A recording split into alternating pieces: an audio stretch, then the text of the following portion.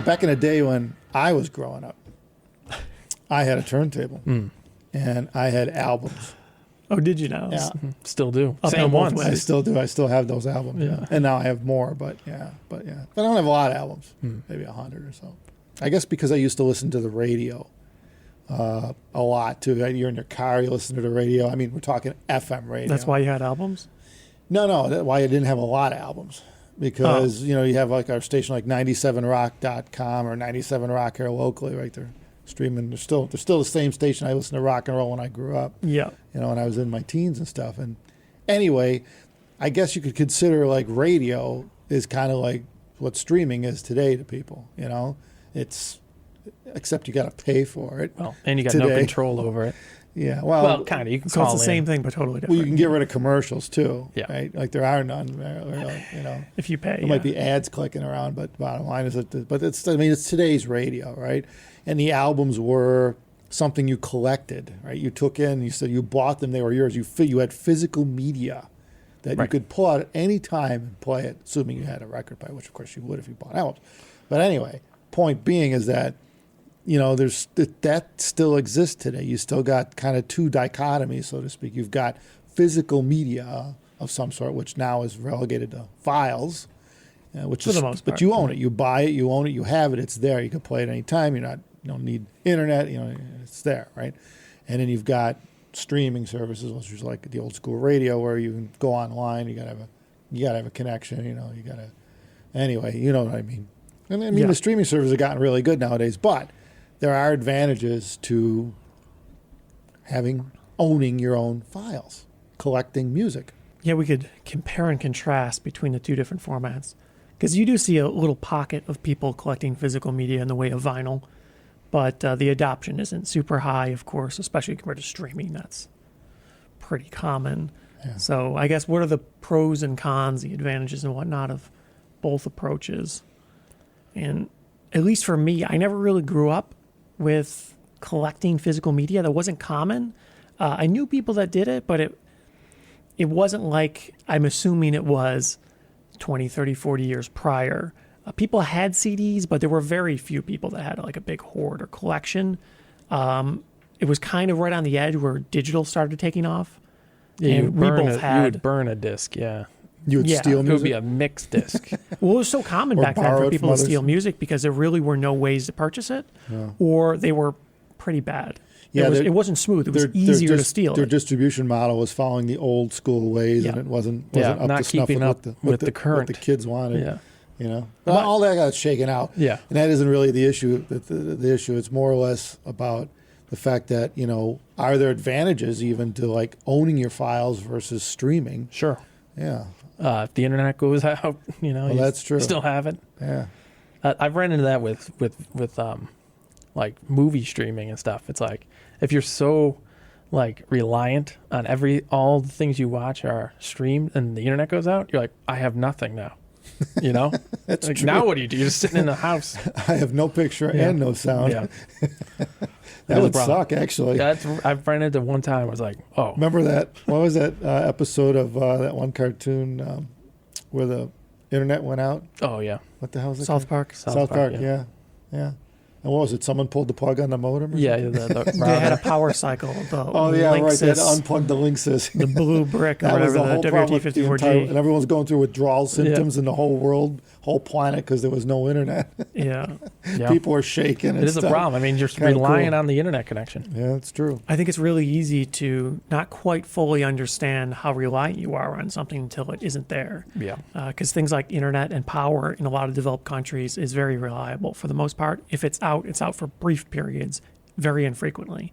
So you don't really notice what it would be like to be without for a long span of time. But if you happen to have a bad storm or something, the power's out for a few days or a week or more, you pretty quickly realize how important it is, and your streaming services don't work without an internet. And so many services that you think would work don't work. Yeah, I mean, without an assuming the internet. cellular's up, maybe you could do something on your phone. Yeah, but I did do that eventually. yeah. It only goes so far, though, because especially in power outages, if I tethered my phone over, the speeds are so Yeah, it'd be brutal. Well, because especially if everyone's everyone, doing it. Yeah, Right? well, Everyone's that's on their right, phone. Yeah, that would be game over. So You'd normally it crash works, the cell but tower. it barely works in a power outage. It's really slow a lot of Yeah, times. that's true. It's like going to the mall when it's really busy, Yeah. and your phone switches to Wi-Fi, and it just bogs because everyone's It's like an phone airport. switched to A Wi-Fi. million people Yeah. next to each Yeah. other. Football game. Trade Yeah. show. Yeah, I mean, sure. that's true. I mean, that's a part of it, really. I mean, you think about it, especially with higher res files. Right. If you were to stream, like now, they keep going up in res. Now we've got lossless files and stuff going with all the major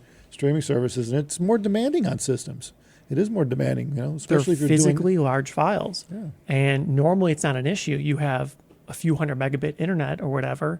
You don't think about these things. If you got a 50 megabyte audio file, it's trivial, right? It starts streaming pretty much instantly.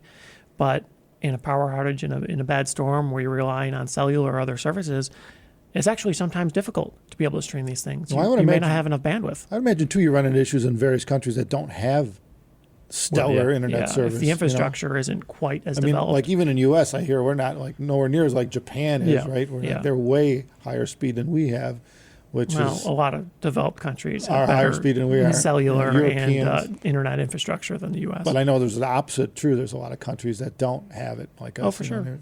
They're having they'd have a hard time streaming 50 megabyte a sec, so when you think about doing high res anything, it's probably off the table. Well, 50 megabyte a second would be pretty hard to stream, Yeah. like a bit. Megabit. Oh, yeah. a megabit. Sorry, It's a megabit. big difference. Did I say byte? Yeah. Big Yeah. difference. Yeah. Yeah.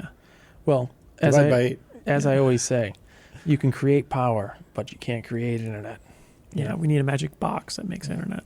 So that brings us to the other thing to consider is that going back to collecting music, where people had albums and then they had cassettes and then they had CDs, people traditionally have bought music on some sort of medium or media, and played it and off that and at home or share it. How many times people brought CDs to shows we've done in the Yep. past, they'd bring their CDs. It's easy to carry. That's true. That's actually a pretty They'd get big an point. album, right? An album to hold 30, 50, or 100 CDs. It's so easy. It weighs 2 pounds, and you got 100 albums in your hand. Yep. And Well, especially anyone could play it. when storage was more expensive, having full lossless CDs took up a lot of space, but just carrying the CD around, no Yeah. problem. Yeah. So people would bring their favorite stuff, and it was easy to pop it in and play their favorite track to show them what the speakers sound like or whatever. But bottom line, everyone gets that. I'm sure it's the same if you go to a friend's house or something. It was the same deal. You could bring the music with you. You're not, especially if they don't have a streaming service. Let's say they're not, so okay, now maybe you have it on your phone. You could plug into them, but they probably don't have a DAC, but they've got a computer. I don't know. I'm just saying I don't know. You couldn't, if you had streaming on your phone, there'd be no good way to hook it up to someone else's computer to get sound. Well, you could do it in a browser.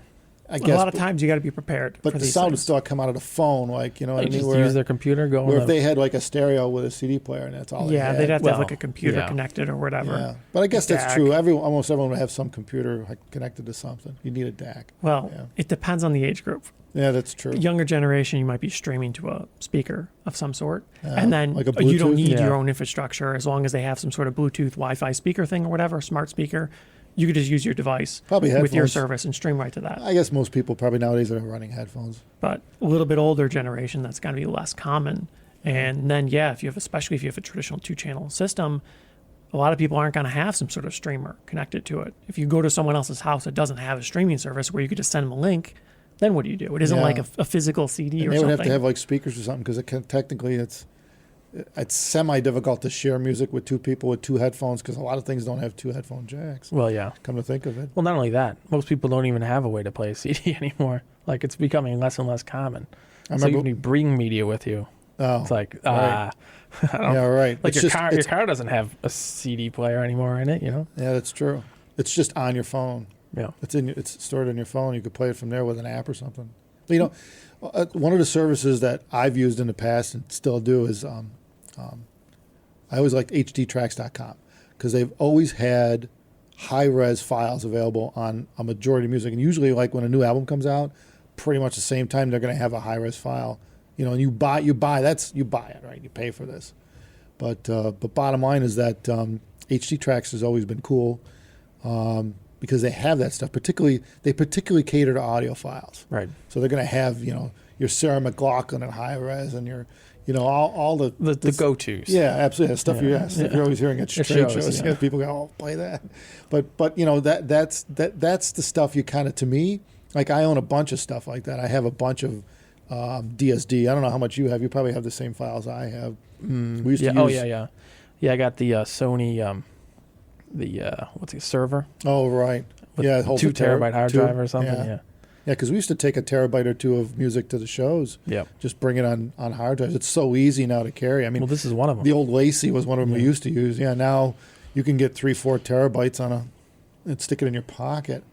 And that's what we used to. That's what we use at the can jams and stuff. We'll just throw a shit ton of songs on there. But of course, now we've slowly migrated over to people who want to play anything, and so we've succumbed to the streaming services at trade shows. Yeah, it's got the pros and cons for sure. Yeah, It's so like- the pros are you put people can sit Right. there and play anything Play they anything you want. want, yeah. The cons are you got to know what you want to play. Well, that. and I have a hard time with that. I know a lot of sometimes people the do. internet, though.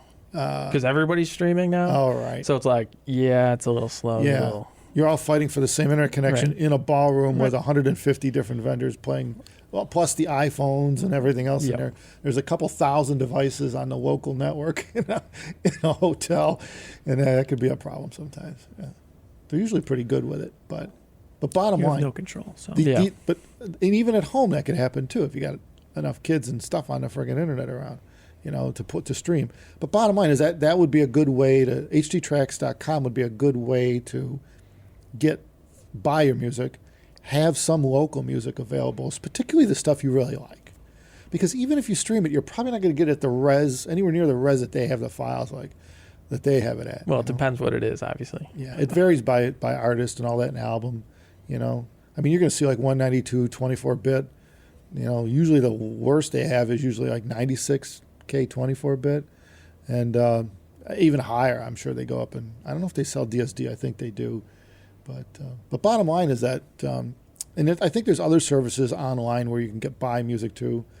CDs still exist, although now they're lowbrow compared to. Well, That kinda vinyl gets surpassed it, pricey, yeah. actually. Yeah. Sales of vinyl surpassed CD, I think. Have yeah. it? Oh man, so CDs are kind of gone by the wayside at this point. you don't see anyone using them anymore. Yeah, most people are running files.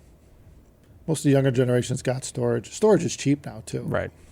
I mean, what's it cost for a couple terabytes? Under $100, I think, for a portable Yeah. drive. Yeah. So it's pretty easy to buy some music, but keep in mind that when you pay for music and you buy it, you got to back it up. You got to keep a copy Well, somewhere. yeah, unlike a CD, anything happens to your computer. It's gone. Yeah. Yeah. So you should always have a backup somewhere, always out with your music. So if you buy one drive, you're gonna have to buy 2, Of at least the same capacity. or put it on your computer and then a drive separate or something like that. But yeah, you always want to back it up. It's no different than anything. You think about back in the day, photography's like that too. You know how many people lose pictures on their phones because the phone takes a crap, Oh. and they didn't back up their phone. Something as simple as that, you could lose. Yeah, you never think 10 about it 10 until years it's gone, of freaking right? photos of your family. Yeah. So backing up any data is kind of pretty damn important nowadays, particularly if you paid for it or if you ever want to use it again in the future. Anyway, on that note, we talked about HD Tracks because they recently emailed me a link to, and by the way, we're not sponsored by them or nothing. They don't pay us for this. We're a manufacturer. We're not making money off of YouTube. We're making money selling headphones. But they sent a link for free stuff, for free, 20 some albums, not albums, tracks. music, tracks, high res to try out, all samplers for free. So anyway, we'll post the link at the top below our description here. Anyone wants free, downloadable, high res music to give it a try. It's pretty cool. And you compare it to streaming, So see what you think. We've done it before. It's See if you notice a difference. yeah. Haven't done it in a while, though. Yeah. Might have to try it. Yeah. There's nothing like a DSD file. Like I've always appreciated. That's pretty big files. Yes. But those have been my favorite. But you got to have the DAC and the setup to play it. But most stuff nowadays you could play DSD with. It's getting more common. Just about any DAC nowadays. Yeah. So At least in my generation, for the most part, I didn't really know anyone that was into music enough to have hordes of CDs. And me, myself, I probably only owned like maybe 15 albums or something like that I purchased myself. But there is something to be said about the physical media, about having the actual album. And you have all the little artwork and stuff like that, the notes that they put in there. And it's kind of fun, but I don't really miss it with streaming. It would be nice to have some sort of physical thing, especially if you really like that artist. You could look through this curated experience that the artist put together for you.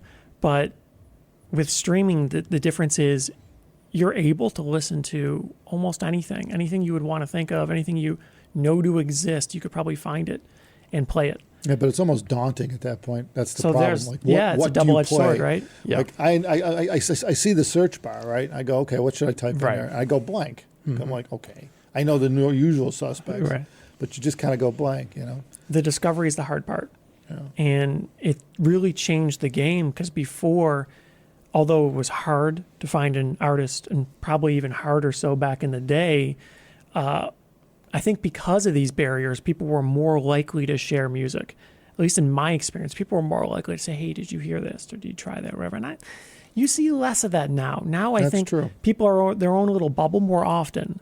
And maybe they share stuff with you and links and stuff like that. That still happens. But it doesn't seem as exciting as it once was, as involved of an experience as it used to be, because people would have the physical album and they would listen to it a bunch of times. And then oftentimes you give it to your friends and they would try, or they would listen to it too. And that happens much less. Now it's kind of like everyone's more on their own. Well, yeah. I mean, with streaming services, they always got the curated for you section, Yeah. right? And that just keeps getting more and more for you.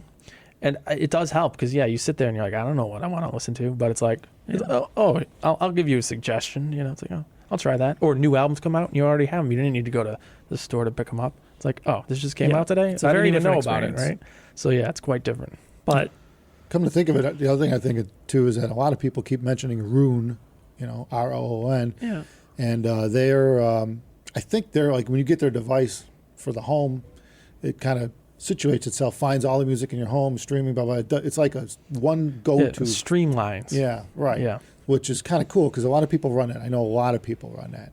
So if you're running the likes of Roon and you bring local files into the system, it'll find that, Right. and you could play it just as easy from that hub or that interface as you can anything else. So actually, that's kind of a cool. A lot of people swear by it. They said it's just so easy to use and it's got all kinds of cool features. I have yet to try it. No, you did. I mean, I don't own it. Oh, right. Sorry. Well, you tried I it. tried The it. Speaker Shop Yeah. uses it. Yeah. Locally, our speaker shop has it. Yeah. It's cool how just like everything just works. Yeah. It just knows everything, and everything, whether it be on a NAS drive in the home, the streaming services, whatever. It's all in one. So kind of cool. I don't know. I would say for the younger generation, streaming is pretty much ubiquitous at this point, and it's the only game in town for the most part. But it'd be interesting to hear if other people out there find some sort of superior benefits to physical media that I didn't, or none of us mentioned in this video. Yeah, actually, in the comments, let us know what you guys are using. Yeah. I mean, the list. Give us the whole friggin' list. What is it that you listen to on your system when you're just listening? Okay, we could cover background music too, maybe too, but just serious listening. What do you use? What's everyone really? What do you what's use and their why do you go-to? like it, though? Yeah, right. That'd be cool too. Yeah, Yeah. yeah. I think it'll vary by age, though. Yeah. Well, that's okay too. Well, the younger generations get more into vinyl now, so Kind of, yeah. Yeah. But it is kind of... Well, it'd be cool to see who's It's like an using what, auxiliary because to thing. come to think of it, we don't talk about that much. I mean, right. everyone just kind of assumes we're listening to music, which we are, but no one talks about what you're listening to. I mean, what Format. on your what Yeah. format? No one really talks about that. No, not so much. Yeah. Because there's so many options. We'll have to do a video just on that. Maybe we'll do that, yeah. Yeah. On that note, we better get back to work Okay. because Christmas is coming and everyone wants their headphones. And they do. We'll do that, yeah. Thanks everyone for watching. Subscribe to us. We got more coming, and take care.